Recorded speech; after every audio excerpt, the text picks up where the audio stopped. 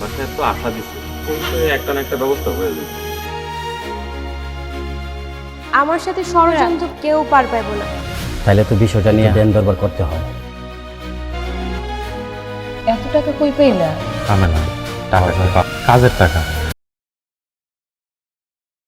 আসসালামু আলাইকুম বন্ধুরা, কেমন আছেন সবাই? আশা করি সবাই ভালো আছেন। সত্যের মৃত্যু নেই নাটকের 56 নম্বর পর্ব আমরা দেখতে পাই সালাউদ্দিন মাত্র 1.5 ঘন্টা কাজ করে 2000 টাকা পাওয়ায় সে অনেক অবাক। এত কম সময় এত টাকা নেওয়া তার বিবেক সায় দিচ্ছে না, কিন্তু কাজের গুরুত্ব বুঝিয়ে তাকে টাকাটা দেওয়া হলে সে কৃতজ্ঞ প্রকাশ করে। তবে সারা জীবন এতটা সহজ নয়। ঠিক তখনই আমরা দেখি অন্য এক দৃশ্য। আলাউদ্দিন নামের এক যুবক ফাতেমার ভালোবাসায় পাগল হয়ে নিজের বাড়িঘর পুড়িয়ে দেওয়ার হুমকি দিচ্ছে।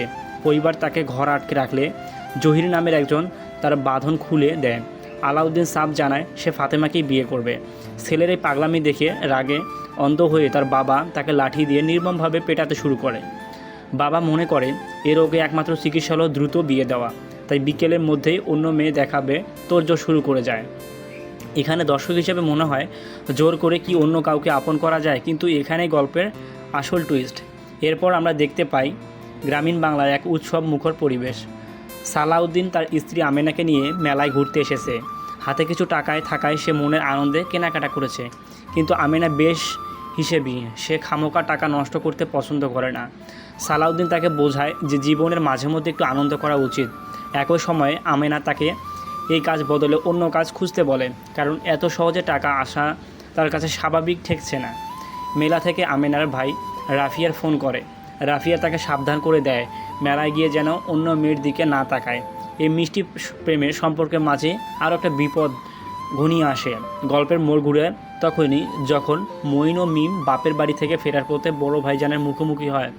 বড় ভাইজান দূর থেকে তাদেরকে আসতে দেখে একটা অদ্ভুত নাটক শুরু করে। সে মঈনকে বলে তাকে ধাক্কা দিয়ে মাটিতে ফেলে দিতে, ঝগড়া ভান করতে, তারা যেন একে অপরের শত্রু এমন একটা অভিনয় করতে বলে। আসলে বড় ভাইজান সবসময় নিজের চেয়ে অন্যের ভালো চিন্তা করে। বাবা যদি তাদের দেখতেন তারা স্বাভাবিকভাবে কথা বলেছে, তবে সবার কপালে দুঃখ ছিল। বাবা আড়াল থেকে এই নকল ঝগড়া দেখে ভাবেন সালাউদ্দিন নামের অশিক্ষিত কামলা প্রফেসরের গায়ে হাত তুলছে। এখানে এক চরম ভুল বোঝাবুঝির সৃষ্টি হয়। ঠিক তখনই গোয়াল ঘরে জহির আর বড় ভাইজানের মধ্যে এক তুমুল তর্কাতর্কি বেঁধে যায়। বড় ভাইজান মিথ্যা দাবি করে যে জহির তাকে গোয়াল ঘরে আসতে মানা করেছে, হাত পা ভেঙে দেওয়ার হুমকি দিয়েছে। এই মিথ্যা অভিযোগের পর সালাউদ্দিন বাবা বড় ভাইজান মিলে সালাউদ্দিনকে মারধর করতে উদ্যত হয়। আমেনা তার স্বামীকে বাঁচাতে শ্বশুরের সামনে দাঁড়িয়ে প্রতিবাদ করে, কিন্তু সমাজের চোখে সালাউদ্দিন কোনো কথাই কেউ বিশ্বাস করতে চায় না। বড় ভাইজানের স্ত্রীও তার স্বামীকে ইমানদার দাবি করে সালাউদ্দিনকে অপরাধী বানিয়ে দেয়। শেষ পর্যন্ত বাবা কোনো বিচার না করে সালাউদ্দিনকে 3 দিনের মধ্যে বাড়ি ছাড়া চূড়ান্ত নির্দেশ দেয়। অপমানিত সালাউদ্দিন ও আমেনা যখন ঘর ছাড়া প্রস্তুতি নিচ্ছে, তখনই আমেনা কষ্টে ফেটে পড়ে। সালাউদ্দিন সান্ত্বনা দিয়ে বলে আল্লাহর ওপর ভরসা রাখতে, কোনো না কোনো গাছতলায় ঠিকই আশ্রয় মিলবে। ঠিক তখনই মেম্বার ভাই তাদেরকে এই কঠিন সময়ে পাশে দাঁড়ায়, তাদের থাকার জন্য একটা পুরনো বাড়ির ব্যবস্থা করে দেয়। আশ্বাস হয়েছে রাফিয়া নামে সেই মিষ্টি মেয়েকে তার পছন্দ করতে এসেছে, যে কিনা মনে মনে অন্য কাউকে ভালোবাসে। এটি জোরপূর্বক বিয়ের আয়োজন, আর এই নিরাপদ দম্পতির ঘরছাড়া হওয়ার এই করুণ পরিস্থিতি দর্শককে ভাবিয়ে তোলে। কিন্তু এখানেই কি সালাউদ্দিন আর আমেনার কষ্টের শেষ, নাকি আলাউদ্দিনের এই নতুন বিয়েতে লুকিয়ে আছে অন্য কোনো বড় রহস্য?